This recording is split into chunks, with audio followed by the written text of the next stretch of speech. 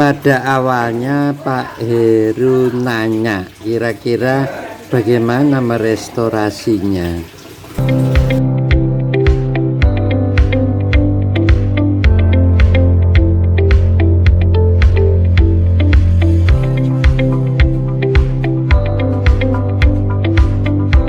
Dalam Kamus Besar Bahasa Indonesia, kata kurban bermakna persembahan kepada Allah Subhanahu wa Ta'ala.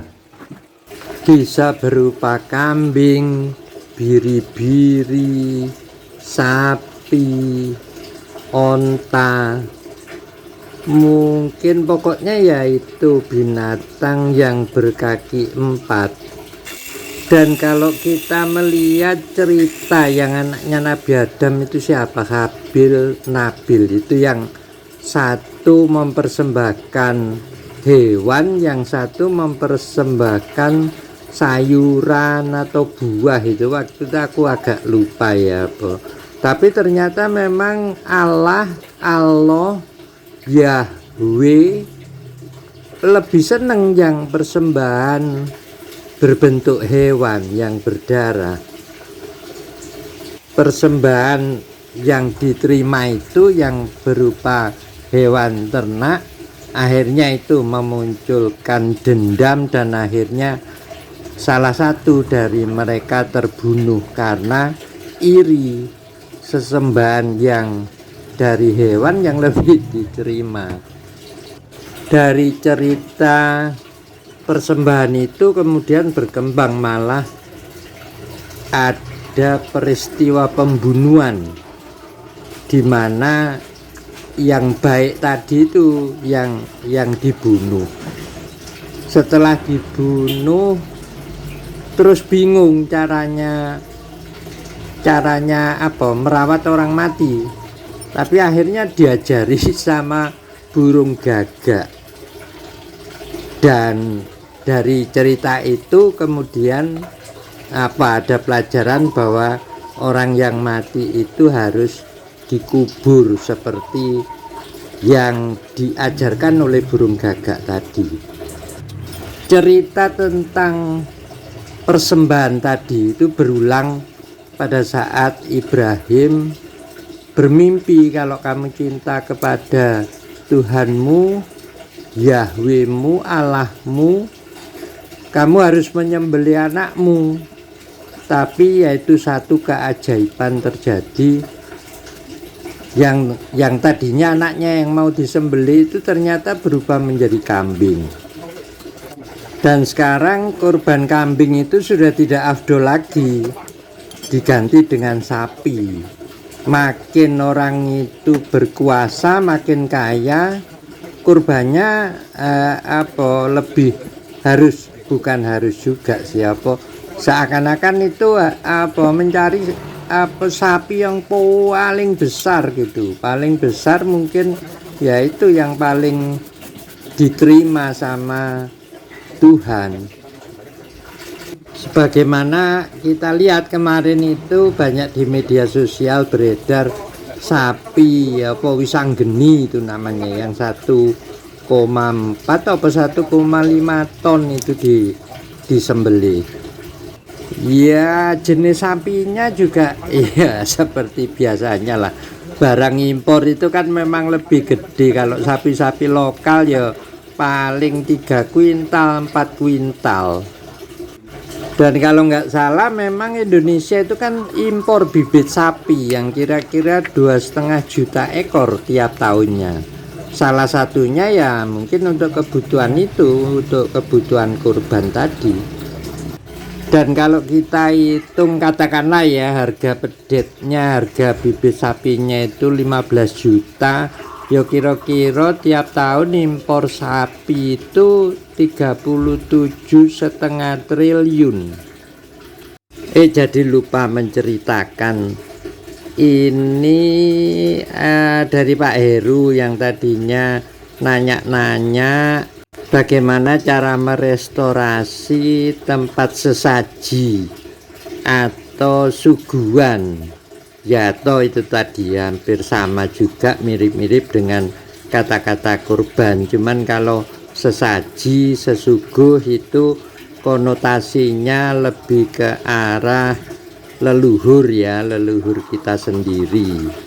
Dan jarang yang ada hewan korbannya. Paling-paling biasanya ayam, apa tidak yang berkaki 4.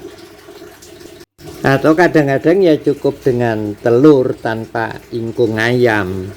Menurut aku sih ya mirip-mirip itu. Kalau di kita sugo, saji, sajen. Kalau di Abrahami kan kata-katanya kurban.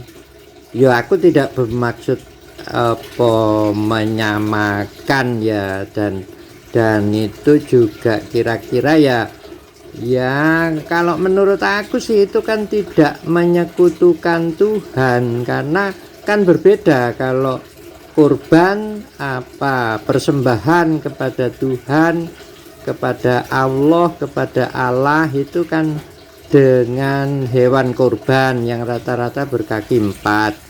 Tapi kalau kepada leluhur kan ya itu tadi, paling-paling kan ingkung ayam itu kakinya cuma 2. Ya menurut aku sih ada kemiripan ya antara kurban dengan sesaji. Namanya juga interpretasi pada masing-masing manusianya, atau bahkan ya masing-masing daerah, masing-masing suku berbeda-beda terhadap apa yang mereka pikirkan. Yo paling gampang sebetulnya kan ini apa ayam jago yang berkokok itu kalau di Jawa kukuruyuk. Nah kalau di Sunda itu kongkorongo. Kalau di Madura kemarin aku baru dengar itu akorono. Sebetulnya kan yo sama toh itu aninya, apa mosok berbeda suaranya, tapi diterima oleh telinga terus kemudian diucapkan oleh mulut. Ya telinga sama mulut kalau Homo sapiens manusia itu kan tidak berbeda fungsi, tidak berbeda bentuknya, tapi itu pun mengeluarkan suara, mengeluarkan pengertian yang berbeda. Ya makanya sulit kalau kita itu harus mengerti, harus mendengar, harus sesuatu yang di luar kebiasaan kita, budaya kita, yaitu tadi menerima. Ya mosok mau berdebat antara kukuruyuk, kongkorongo, akorono, itu kan ya gak iso. Ya kejadiannya kan mungkin ya mirip-mirip, katanya orang Jawa sebelum ada peradaban itu dibilang animisme, dinamisme. Ya karena ya mudah-mudahan segera terbukti di Jawa ini 800.000 tahun yang lalu atau mungkin 1.000.000 tahun yang lalu sudah ada peradaban. Dan kemudian ada orang asing yang datang. Loh, wong Jawa menyembah pohon, wong Jawa nyekar gitu kan. Lah di kacamata mereka ya mungkin hal itu berbeda, karena di sana ya bayangkan kalau harus nyekar orang-orang yang di padang pasir itu kan nanam bunganya ya sulit. Apa kan mereka kalau ada perintah nyekar di sana yo kan miskin, harus impor bunga ya, makanya itu kan berbeda-beda sesuai dengan daerah masing-masing.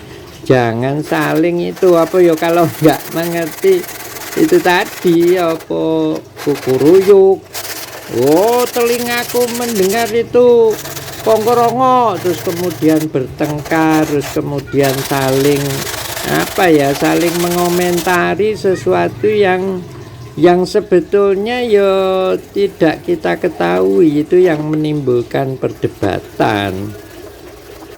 Sama juga kalau kita disuruh nyekar pakai bunga kurma jadi mahal kan Ya kita sesuaikan perintah itu dengan apa ya, kondisi kita masing-masing lah. Karena masing-masing daerah ya punya local wisdom, kebiasaan masing-masing. Matur nuwun.